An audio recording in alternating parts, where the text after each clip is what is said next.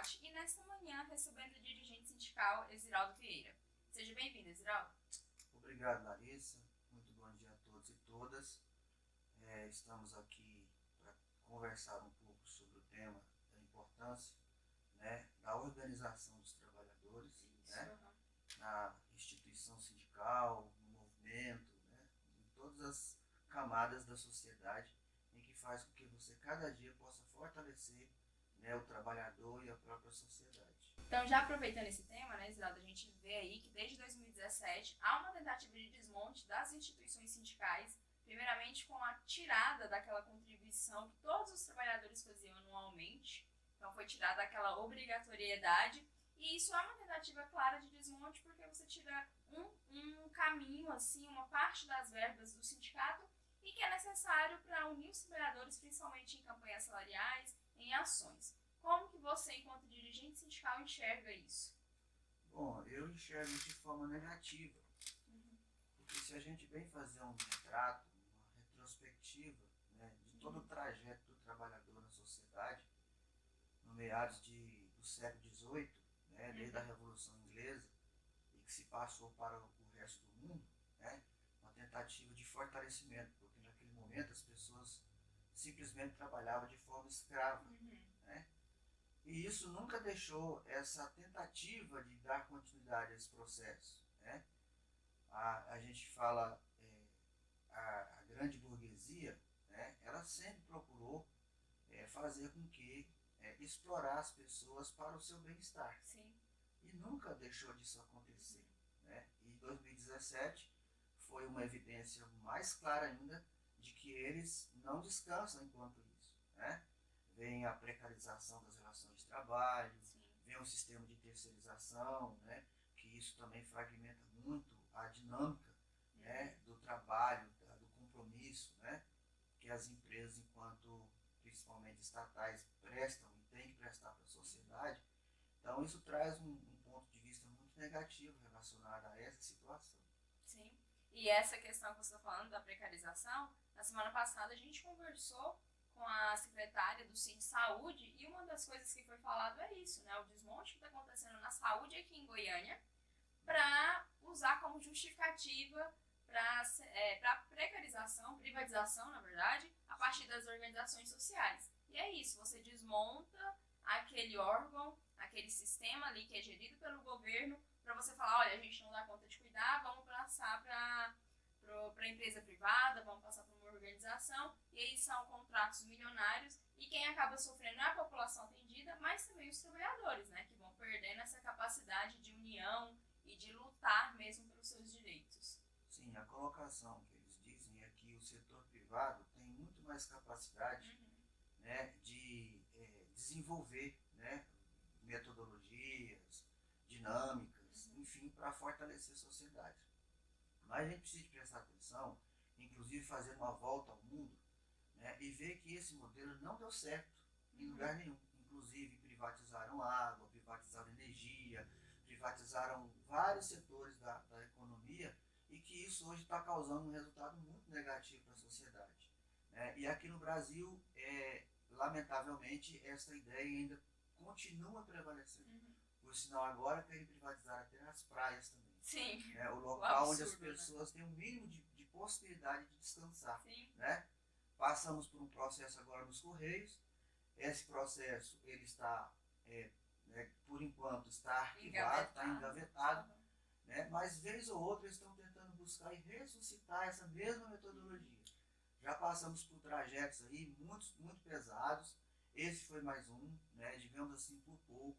E a gente sabe, é a mesma coisa de você pegar a sua propriedade, vender para alguém e depois você viver de aluguel daquela propriedade que você viveu. E aí você fica refém do valor em que aquele proprietário coloca você. E você vai fazer o quê? Não tem para onde correr.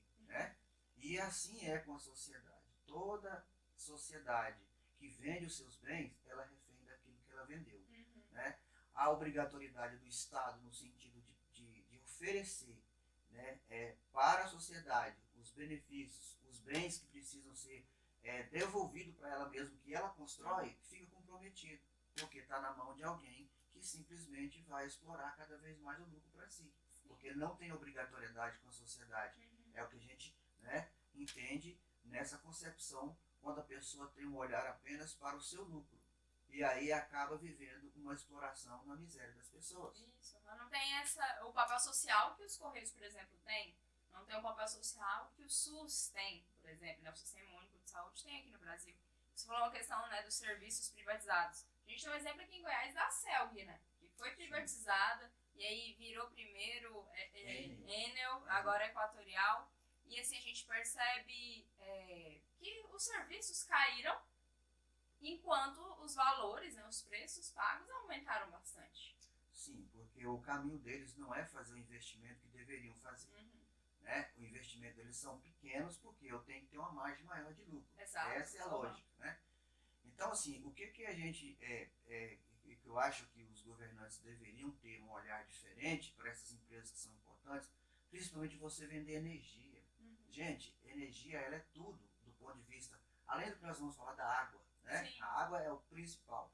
Mas assim, a energia é tudo que você precisa de ter na mão para você utilizar na tecnologia, nos bombeamentos, na geração de várias tecnologias que você precisa. Aí você vende basicamente um coração para colocar na mão de pessoas que vão simplesmente explorar aquilo para si mesmo e deixar a sociedade aí pagando caro e sem um serviço de qualidade. Porque se você fazer uma avaliação, precisaria de investir uma quantidade significativa de dinheiro para poder dar uma resgatada. Você observa que as cidades vão crescendo. E aí vai ficando, como fala, vai ficando tendo incapacidade de gerar a mesma quantidade de energia. Porque as instrumentações estão precarizadas. Sim, né? A rede já está pesada. E você precisa de fazer maiores investimentos para que aquilo venha dar sustentação para a cidade. Então você vê queda de energia todos os dias, falta de energia todos os dias, preço altíssimo que você paga.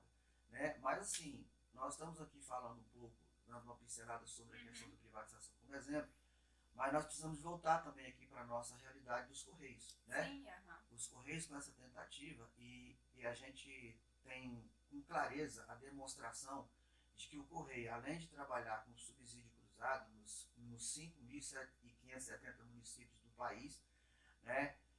Ou seja, ele alcança qualquer parte desse país, né? Seja ele o mais precário possível, mas ele está ali para dar assistência. E a gente tem visto exemplo agora no Rio Grande do Sul, tivemos exemplo lá no Pernambuco, tivemos exemplos em Minas Gerais, naquela barragem, naquela situação que ocorreu. Né? E qual foi o custo disso para a sociedade? Zero.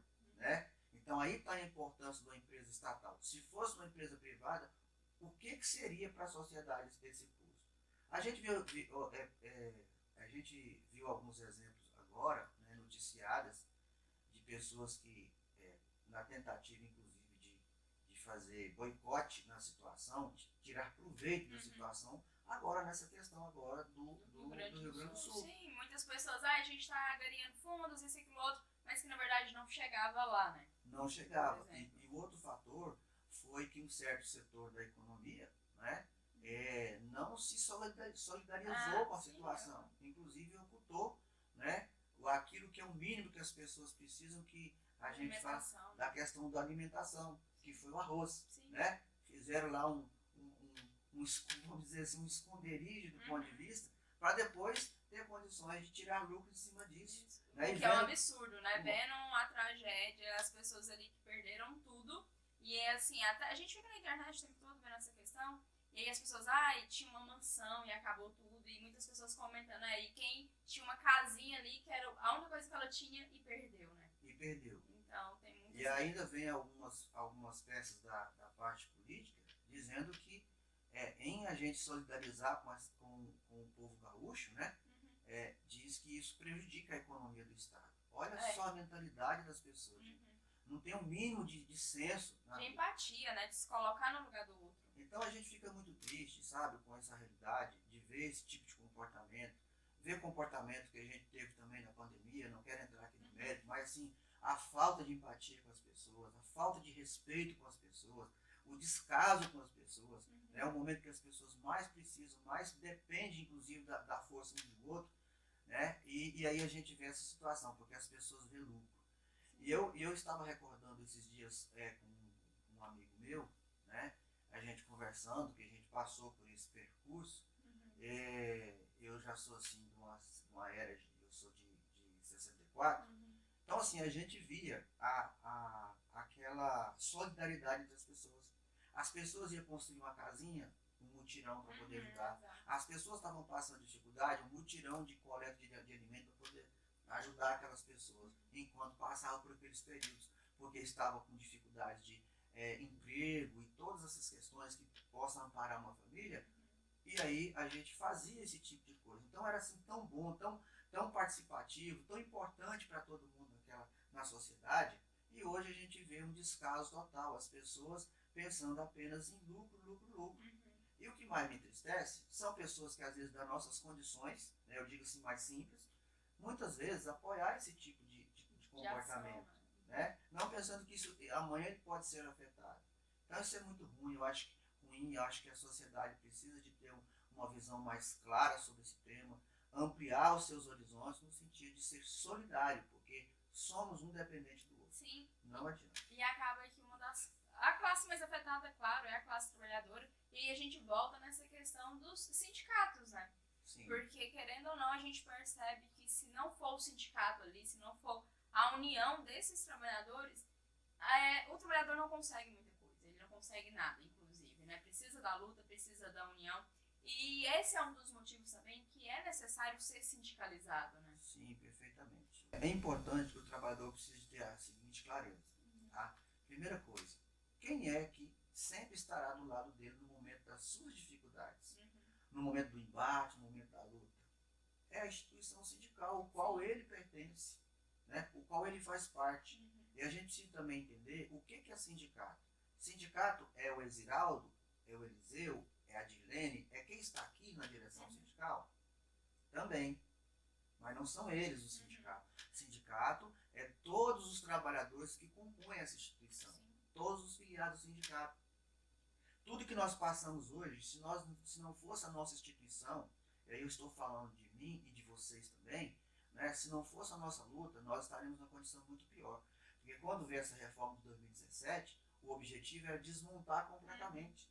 E nós tivemos um exemplo em 2020, nós tínhamos um acordo firmado de 2019 a 2021, que eram os 2 anos, o período, e ele foi simplesmente obstruído brutalmente em 2020, o qual veio de imediato, né, com uma culminação do judiciário na época, né, do seu Visgandra, juntamente com o governo federal daquele momento, né, o que veio? Obstruiu o acordo coletivo, tirando 45 cláusulas do nosso acordo coletivo, desmontou o mínimo de estabilidade que os trabalhadores tinham.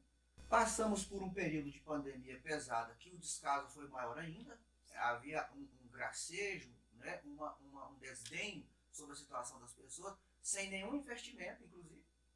As demandas dos Correios, ela cresceu mais ainda. E qual foi o resultado de toda essa situação? Simplesmente foram bater no peito dizendo que houve um enorme lucro, 3 bilhões e 700 milhões de reais, em relação ao lucro. Claro, se você não tem investimento, não tem contratação, você tira direito dos trabalhadores, que nada foi em média de 30% que caiu do salário dos trabalhadores. Aí, que lucro é esse? Não, digamos que o arrebanhamento, né, da estrutura financeira da empresa para alegar que estava em boas condições. Mas aí outro caso, que o objetivo não era apenas a questão da obstrução do acordo coletivo. O objetivo, na verdade, era desmontar os sindicatos, porque na cabeça deles, o sindicato nesse país não serve para nada. E atrapalha o interesse deles, na verdade. E atrapalha o interesse deles, porque o negócio deles é proteger as suas propriedades, os seus pertences, as suas riquezas, e cada vez que o sindicato, a estrutura sindical vai reivindicar e leva algum benefício nisso, isso prejudica mais o bolso deles.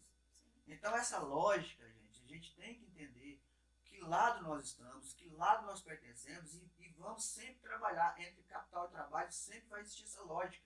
E nós temos que, a cada dia, buscar mais ainda nossos espaços, porque senão nós vamos cada vez mais ficando encolhidos. Então o objetivo da regra alterada de 2017 foi para desmontar o sindicato, Muitos sindicatos que dependiam, inclusive, do imposto sindical, né? Eles ficaram, basicamente, quase fecharam as portas. Isso é prejuízo para a sociedade, não é para o trabalhador em si que vivia naquela realidade. Né? Sindicatos como o nosso, que temos aí a contribuição mensal, ainda conseguiram um pouco de estabilidade. Mantivemos a estabilidade. E graças a Deus foi a grande luta dos trabalhadores que impediu a privatização, foi a luta dos trabalhadores que conseguiu resgatar novamente a questão do acordo coletivo. Claro que nós passamos por um processo importante que nós podemos esquecer, isso depende muito do momento que você está vivendo em termos da política no país, né? E essa política que nós conseguimos alterar em 2022 e também que isso culminou para a gente avançar nesses benefícios. Porque se continuasse naquele mesmo projeto anterior, talvez nós estávamos com a empresa privatizada, muito desemprego, pessoas na fila do osso, sindicatos desmontados, um verdadeiro desmonte e um avalacamento desse tipo de política na nossa vida.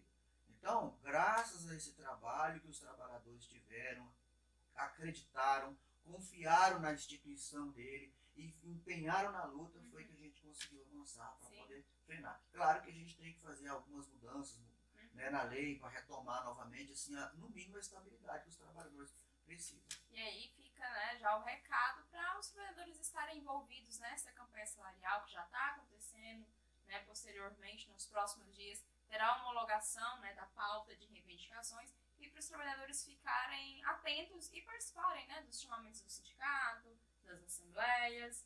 Sim, dessa semana para outra nós já estaremos chamando aí a homologação da pauta. Então fique atento, trabalhador, com relação a isso. Nós não podemos perder o fio da meada e dar continuidade ao nosso trabalho, né, que precisamos fazer. Eu sei que, gente, Larissa, nessas conversas a gente acaba esticando muito o assunto. Mas é tão bom a gente debater essas questões, porque isso é de uma relevância tão grande. Mas eu não vou esticar muito aqui não, até porque nós temos em breve, no dia 29, temos também aí, né, o curso de formação sindical para todos os trabalhadores que queiram, né, participar, entender o processo, falar da campanha salarial, falar das questões jurídicas, da política como um todo. Nós estaremos no dia 29 fazendo esse trabalho aí, tá certo? E em outro momento a gente vai falar aqui também, Larissa, quero aproveitar, deixar só uma pincelada, falar sobre os benefícios que nós estamos procurando trazer para o trabalhador, além da questão política, né? Temos aí coisas importantes que é um benefício. Hoje nós já temos, inclusive, relacionado para as pessoas poderem usufruir uns dias de férias. Digo assim, nós temos já um apartamento em Caldas Novas, né? Estamos aí na iminência de procurar mais outros benefícios. Temos aí o convênio com o SESC, temos o convênio com a Drogazil, temos convênio com o posto de gasolina. E temos também essa estrutura aqui, né, que tem servido muitos trabalhadores do interior, principalmente, também da capital, fazendo aí as suas festas, seus aniversários de seus filhos. E o pessoal tem vindo usado como alojamento, né, de socorro, para vir prestar serviço aqui, no CTCE, que a gente está vendo a situação. Mas também tem pessoas que têm vindo para cá para fazer seus tratamentos de saúde e tem aqui os poucos alojamentos, né, esse suporte de alojamento para que possam usufruir, né, enquanto toma conta das suas condições aí relacionadas às suas questões. Né? Então fica aí essas informações super importantes, né, da participação dos trabalhadores em seu sindicato, a importância de ser filiado. E nas próximas edições o Exinaldo volta aqui para contar um pouquinho mais sobre esses benefícios, né, como acessar, como fazer parte, como conseguir esse alojamento não só aqui, mas também em Caldas Novas. Isso. Então, feliz seu sindicato, tá? Fortaleça, acredite na luta, esteja junto conosco, vamos fortalecer, tá? Cada contribuição sua tem uma repercussão muito importante para você mesmo. Vamos junto, vamos nessa luta. Um abraço a vocês, a todos aí. Até a próxima edição.